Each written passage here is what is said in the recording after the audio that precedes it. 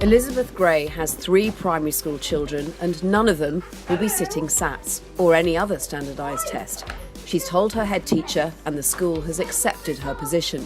I mean, I've got 3 children, all different. They learn differently, they all have different strengths, all have different weaknesses, completely different.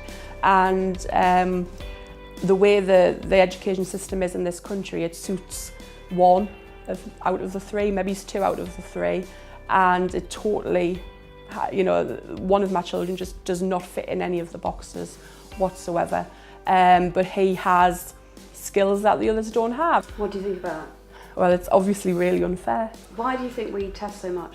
I think it's a cultural thing. I think it's born out of the days when you were either a grammar child or a tech modern child, and we've had this really long ingrained culture of fixed mindset where we believe that you're born either smart or not, and there are quite a lot of people who still believe that. Henry, go take your shoes off. It's the SPAG test, the spelling, punctuation and grammar test introduced by former Education Secretary Michael Gove, that makes Elizabeth most angry.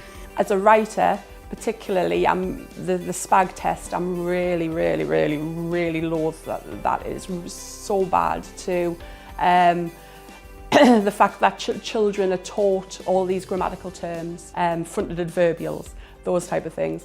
To call that, a high ability, a child who can work out these grammatical terms and memorise them, as opposed to a child who can write beautifully, that they don't assess. We don't believe SATs is any measure of a child's ability.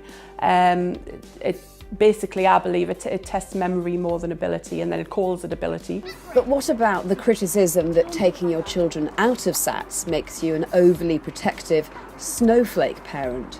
You can pick a name for anybody if you want. The parents who I've talked to on the page that I have on Facebook have made the decision for different reasons. There's one parent who said to me the other week that she wished she hadn't had her child do the maths SAT, because even though he's brilliant at English, he's put in the bottom stream for English because he was bad at maths. And there's other parents whose children are absolutely stressed to death over it, and are really ill and have tummy pains and don't want to go to school.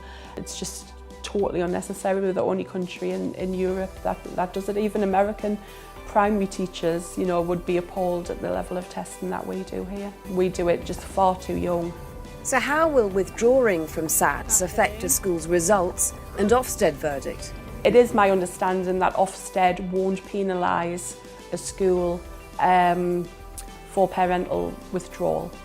The rankings will show it, but Ofsted will take into account if a parent's withdrawn. So what will it take to change the high-stakes system we have now? I think parents are the key. I think getting information to parents is the key. If it was white middle class boys that were being failed by the system, then it would change in a blink of an eye.